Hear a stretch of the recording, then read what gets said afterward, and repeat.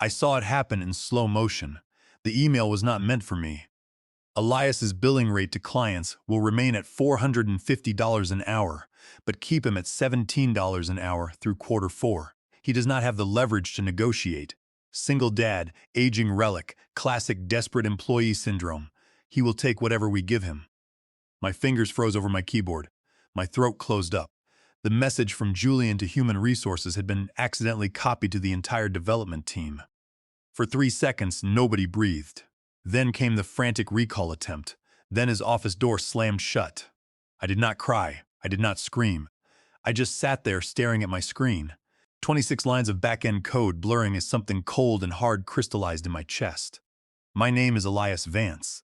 I was 48 years old and had spent the last 9 months rebuilding Apex Solutions' entire client portal from scratch while living on ramen and prayer. Before I continue, if you are watching this, drop a comment letting me know where you are from, and please hit subscribe. This channel has been my therapy since everything happened. I came to Apex with big dreams and bigger student loans from a late-in-life degree. My son Toby was 6 then, with medical needs that kept my insurance requirements non-negotiable. My ex had vanished to Europe, leaving nothing but a note and child support payments that arrived randomly, if at all. When I interviewed at Apex, Julian Thorne leaned back in his chair, this enormous leather throne that probably cost more than my car, and told me they were taking a chance on me. My coding was promising but unrefined, he said. He offered $17 an hour as a junior developer, promising a review in 6 months. We are a family here at Apex, he said, showing me photos of company retreats I would later discover only senior staff were allowed to attend. We invest in people who invest in us. I believed him because I needed to, because Toby's medication cost $2,000 a month, and our landlord had just raised the rent again. That first day, they put me in the corner desk, with the wobbly leg next to the bathroom where the toilet ran constantly. My computer was 7 years old and took 14 minutes to boot up. My training consisted of being handed a stack of outdated documentation and told to figure it out. But I did. God help me, I did. I stayed late every night learning Apex's glitchy, fragmented systems. I rebuilt components nobody else would touch. I streamlined processes so ancient the original programmers had retired. Within 3 months, clients were specifically requesting me on their projects. You have such a way of explaining complex things, they would say. Nobody has ever made this make sense before. I did not know then that Apex was billing them $450 an hour for my time. I was still making $17. The 6-month review never happened. When I finally worked up the courage to ask about it, Julian looked annoyed, like I had interrupted something important. We are tightening belts right now, Elias. The economy. You know how it is. He did not look up from his phone as he said it. Maybe next quarter. That same afternoon, I overheard him booking a yacht for his summer vacation, his 3rd vacation that year.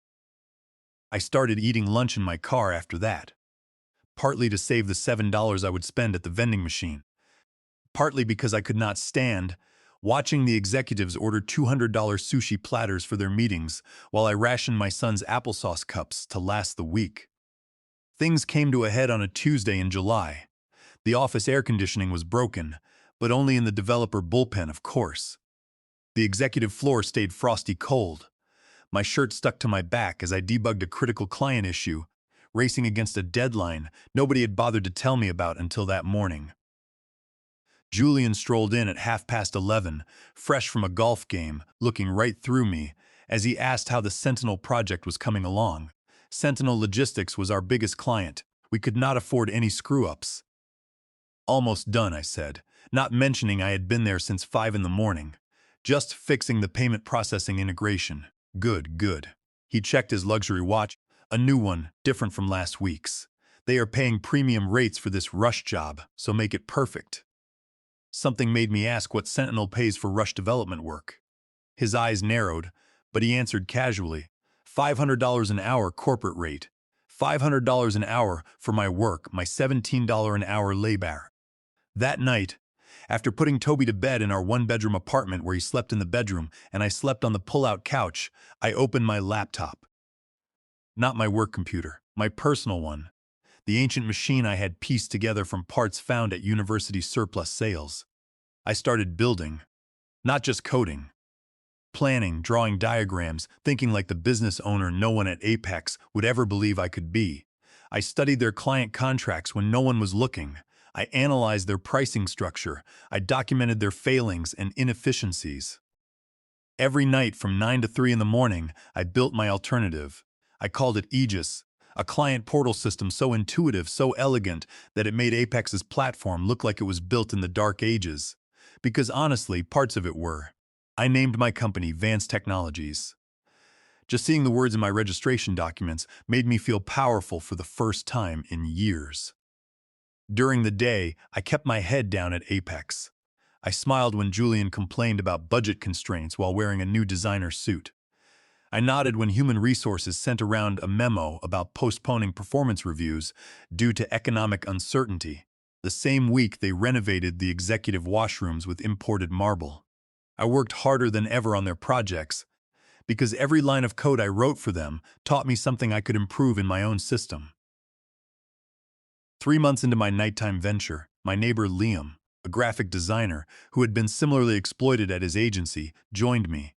We worked from my kitchen table after our kids were asleep. He designed the beautiful interface that would make my powerful back-end shine. "They will never see it coming," he whispered. One night at 2 in the morning, as we celebrated a breakthrough, "They think people like us are just grateful for the scraps." By month 4, I had a working prototype. By month 5, I had secured a small business loan based on the strength of the platform alone. The loan officer actually said this was the most impressive bootstrap project he had seen in years. I used some of that money to consult with a lawyer about my Apex contract. It turns out they had been so cheap and careless. They had used an outdated template that failed to include a non-compete clause or any language about intellectual property developed on my own time with my own resources. "You are clear," the lawyer said. "They have no claim on what you have built independently." Especially under federal copyright law, Title 17 of the United States Code, Section 106. The exclusive rights to reproduce and distribute your original work belonged solely to you. At work, things were getting worse. Julian hired his nephew Preston as a development consultant at $120 an hour, despite the kid not knowing the difference between a variable and a constant. Meanwhile, my request for a $3 raise was met with a patronizing lecture about paying my dues and the realities of business. The final straw came during a client meeting I was not supposed to attend.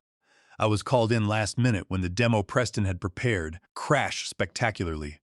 The client was Sentinel Logistics, Apex's biggest account. Their chief executive officer, Valerie Quinn, was known for her brilliance and zero tolerance for incompetence.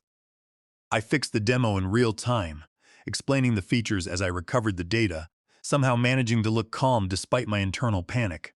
When it was over, Valerie looked at me, then at Julian. "Who is this?" she asked him. "Oh, just one of our junior people," he said dismissively. "Elias has been with us about a year." Valerie's eyes never left mine. "You built this entire system?" Before Julian could interrupt, I nodded. "Yes, and the previous version too." Valerie handed me her card. Not her company card, but her personal one with her private number handwritten on the back. "Call me," she said quietly. "We should talk." Julian's face darkened as he escorted her out, his hand firmly on her elbow as if to steer her away from me through the glass conference room walls. I saw him laughing too loudly at something she said, while she looked back at me with curious eyes. That night, after Toby fell asleep, I called the number. "I have been watching you solve problems in real time for 90 minutes, Valerie said without preamble. "That is more impressive than most developers' portfolios." "What is your story, Elias?" So, I told Valerie my story. Not everything. I was not ready to reveal Aegis yet, but enough about my background, my education, my son, my passion for elegant solutions. "What is Apex paying you?" she asked bluntly. I hesitated, then gave Valerie the number. The silence that followed was so long, I thought we had been disconnected. $17 an hour, she finally repeated, "and they bill us." She stopped herself. "I see." 2 days later, Julian called me into his office. His face was flushed with what I initially thought was anger, but later realized was fear. Sentinel is concerned about some aspects of their project. he said stiffly. Valerie Quinn has requested that you be the primary point of contact going forward. Exclusively. He made it sound like an accusation. Okay, I said. What did you tell Valerie? He demanded. Nothing about Apex, I answered truthfully. I had not needed to explain. She had figured it out herself. For the next 3 weeks, I worked directly with Sentinel, attending video calls that Julian was pointedly excluded. Valerie and her team respected my input, actually implemented my suggestions, and treated me like a professional. Meanwhile, Aegis was nearly complete. Liam and I had built something truly revolutionary, a system that did everything Apex's platform did, but faster, more securely, and with an interface so intuitive that user testing groups were calling it magical. I had secured a small office space, nothing fancy, just a room above a bakery owned by a friend who had given me a deal on the rent. I had hired 2 other developers, both brilliant individuals who had been similarly undervalued at their jobs. We worked nights and weekends, fueled by determination and discount grocery store coffee. Then came the day I had been both dreading and anticipating. The day I finally had to give my 2 weeks' notice at Apex. I printed the letter on plain white paper. No fancy letterhead. I was not ready to reveal advanced technologies yet, just a simple professional resignation. Julian was on his phone when I knocked on his open door. He held up one finger, making me wait while he finished what sounded like a lunch reservation for 4 at a restaurant where appetizers cost more than my daily wage. Finally, he put the phone down. What is it, Evan? Elias, I corrected. Something I had done at least 20 times over my 15 months at Apex. I am giving my 2 weeks' notice. I placed the letter on his desk. He did not pick it up. Instead, he leaned back, studying me with something between amusement and annoyance. Let me guess. Sentinel offered you something. Typical. They have always had poaching issues. He sighed dramatically. Look, we might be able to bump you to $19 an hour. But you have to understand, people with your background do not just walk into management roles. I am not going to Sentinel, I interrupted. That got his attention. Then where? I have started my own company. He laughed. Not a chuckle, a full head-back laugh of genuine hilarity, as if I had told the funniest joke he had heard all year. Your own company. He could not even finish the sentence. Elias, come on. Do you have any idea what it takes to run a technology company? The capital investment alone is staggering. I have secured funding, I said quietly. That stopped his laughter. What kind of funding? Enough. I would not give him details. My last day will be the 15th. I am happy to document all my projects and train whoever you assign to take them over. He was silent for a long moment, calculating. I could almost see the gears turning in his head. Finally, he sighed. Look, everyone gets frustrated sometimes. Why do you not take a few days off? Think things through. Starting a business is hard, especially for a single parent without a support system. The condescension in his voice made something snap inside me, but I kept my expression neutral. My decision is final. I appreciate the opportunities Apex has provided. The corporate platitude tasted bitter on my tongue. As I turned to leave, he called after me, his voice suddenly harder. What is this company of yours going to do exactly? I paused at the door and looked back. You will see. That afternoon, Julian called an emergency meeting with the executive team. Through the glass walls of the conference room, I could see him gesturing angrily, occasionally pointing in my direction. The other developers gave me curious looks, but I kept coding as if nothing had changed. Over the next few days, the atmosphere grew increasingly tense. Julian assigned his nephew Preston to shadow me, obviously hoping to extract as much knowledge as possible before I left. The kid spent most of the time on his phone, occasionally asking questions that revealed how little he understood about what I had built. 1 week into my notice period, I received a text from Valerie Quinn. Lunch tomorrow, my office. Important to discuss before things change. I replied with a simple confirmation. The next day, I met Valerie at her office. I showed her Aegis, and within 30 minutes, she offered me a contract that was 30% less than what Apex charged them, but still highly profitable for my new company. We shook hands, and something shifted in the universe. I felt it. A redistribution of power, a rebalancing. There is one more thing, Valerie said as we finished lunch. Sentinel represents about 40% of Apex's annual revenue. Julian knows this. When he realizes you have taken us with you. She did not finish the sentence. He will try to destroy me, I said simply. Yes, she agreed. Are you prepared for that? I thought about all the nights I had worked until my eyes burned, about Toby asking why Dad was always tired, about the time I had to choose between fixing my car's brakes and buying his asthma medication. I have survived worse, I told Valerie. When I returned to Apex that afternoon, Julian was waiting by my desk, arms crossed. "Doctor appointment run long?" he asked, his tone making it clear he did not believe me. "Traffic," I answered, sitting down and logging into my computer. "Funny thing," he continued, perching on the edge of my desk uninvited. "I called Sentinel to discuss their contract renewal. Valerie's assistant said she was in a meeting all afternoon with a vendor." His eyes bored into me. "You would not happen to know anything about that, would you?" I met his gaze steadily. "I am not privy to Valerie Quinn's schedule." He studied me for a moment longer, then pushed off my desk. "Just remember, anything you developed while employed here belongs to Apex. Anything." He emphasized the word with a jab of his finger toward my face, "and I will be damned if I let some aging relic walk away with my intellectual property." I waited until he was halfway across the room before I spoke. "Actually, I do have a degree." My voice was quiet, but carried in the suddenly silent office. "Graduated with honors. It is in my employment file, the one you obviously never read." His shoulders stiffened, but he did not turn around. That night I did not sleep. I worked. I finalized contracts with Sentinel, secured our new office space, and mapped out a transition plan for my remaining week at Apex. I also backed up every email, every document, every piece of evidence showing that Aegis was developed independently, on my own time, with my own resources. Just after midnight, my phone buzzed with a text from a number I did not recognize. "Watch your back. Julian knows something is up. Cleaning house tomorrow." The next morning, I arrived at Apex to find security guards at the entrance. A senior developer who had always been kind to me was being escorted out, his decade of personal belongings stuffed into a cardboard box. "What is happening?" I asked Human Resources as they hurried past, looking flustered. "Organizational restructuring," they said without meeting my eyes. "Julian will address everyone at 10. I went to my desk, heart pounding, and began downloading essential personal files. Around me, people were doing the same, the atmosphere thick with panic. By 9:45, 3 more developers had been escorted out. At 10 sharp, Julian emerged from the executive suite, flanked by 2 men in expensive suits I had never seen before. "As you may have heard, Apex is undergoing necessary changes to remain competitive," he announced to the tense room. "Unfortunately, that means eliminating positions that no longer align with our strategic vision." He read from a list, 10 names. When he finished, security guards moved toward those people. Mine was not among them, and the relief I felt was immediately followed by shame. "Those whose names were called, please gather your personal items and follow security. Your final paychecks will be mailed."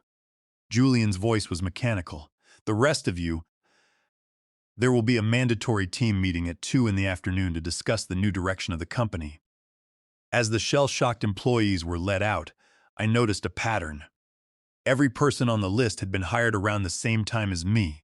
Every person had been underpaid, and every person had at some point questioned Julian's decisions. He was eliminating potential allies before coming for me. I spent the next hours in a fog, mechanically coding while planning my escape.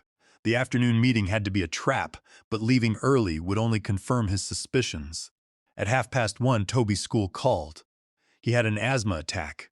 Julian tried to block me from leaving, screaming that we were in a crisis, but I walked out and didn't look back. I picked up Toby and took him home. While he napped, exhausted from the attack, I made calls to my lawyer, to my small team, to Valerie.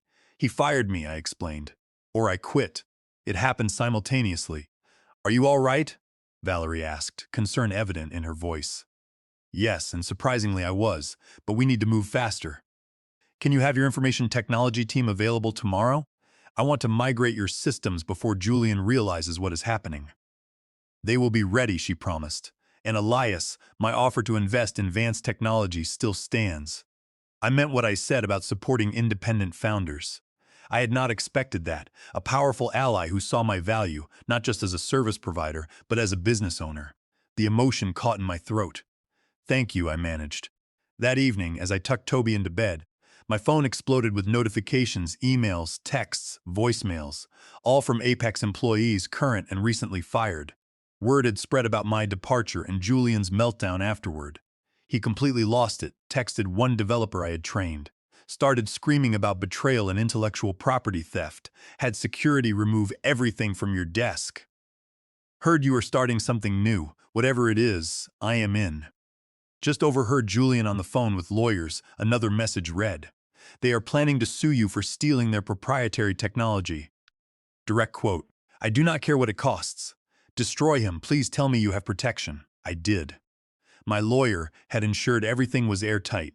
I had documented every line of code written for Aegis, all on my own time. I had witnesses who could testify that Apex had no similar technology in development. I had dated records showing Aegis was conceived and built entirely separate from my Apex work. But legal protection would not stop Julian from trying to crush me. He had resources, connections, and a vindictive streak a mile wide. The next morning, I dropped Toby at school and headed to our small office above the bakery. Liam was already there, setting up workstations for the 2 additional developers we had hired. Both former Apex employees Julian had fired yesterday. "Ready for this?" he asked, handing me coffee in a mug. "No," I admitted, "but we are doing it anyway." The next 12 hours were a blur of focused work. We migrated Sentinel's entire system to Aegis, troubleshooting in real time, supporting their employees through the transition. By midnight, it was done. Sentinel was officially running on our platform. I drove home in a daze, equal parts exhausted and exhilarated. We had done it. Launched our company, secured a major client, and completed our first successful deployment, all in the span of 48 hours. The next morning, I woke to my phone ringing. Unknown number. "Is this Elias Vance?" An unfamiliar male voice. "Yes," I answered cautiously. "This is David from Summit Capital. Valerie Quinn suggested I call you. We are interested in discussing investment opportunities with Vance Technologies." I sat up in bed, suddenly wide awake. Summit Capital was one of the largest tech investment firms in the country. "I am listening. We have reviewed the preliminary information Valerie shared, and we are impressed with Aegis's capabilities, particularly how it addresses pain points that Apex's platform has ignored for years." He paused. "I understand you developed this independently." "Completely," I confirmed. "I can provide all documentation." "Good. Because Julian Thorne is currently telling anyone who will listen that you stole Apex's intellectual property, including our managing partner during a breakfast meeting this morning." My stomach dropped. "And what did your managing partner say?" David chuckled. "He asked to see Apex's patent filings for the technology Julian claims you stole. There were not any." Of course. The relief was instant but short-lived. "That will not stop him," I said. "No," David agreed, "which is why we would like to meet as soon as possible today if you are available." Having Summit's backing would make potential clients less nervous about Julian's threats. We arranged to meet that afternoon. I called my neighbor to watch Toby after school and headed to our office to prepare with Liam and the team. I was reviewing our pitch deck when my lawyer called. "Apex just filed suit," he said without preamble. "They are alleging theft of trade secrets, breach of contract, and tortious interference with business relationships." Despite expecting this, the reality of being sued hit hard. What do we do? First, do not panic. Their case is weak. Second, send me all your documentation showing Aegis's independent development. And third, his voice softened slightly, prepare for this to get ugly.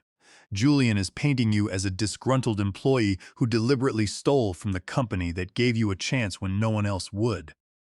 The familiar narrative made my blood boil.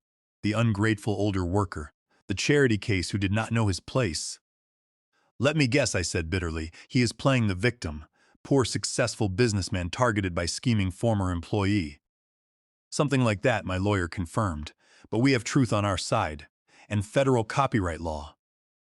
Under Title 17 of the United States Code, Section 106, they have no claim. You created it independently. Furthermore, we are going to countersue Julian and the Apex board for breach of fiduciary duty. He recklessly mismanaged company resources, wasted board funds on his personal vendettas, and effectively destroyed the company's relationship with its biggest client." After hanging up, I sat quietly absorbing the reality. I was being sued. My fledgling company was under attack. The safe path would be to settle, to give Julian something to satisfy his ego, to make the problem go away. But that would mean admitting I had done something wrong, that I had something to apologize for, and I did not.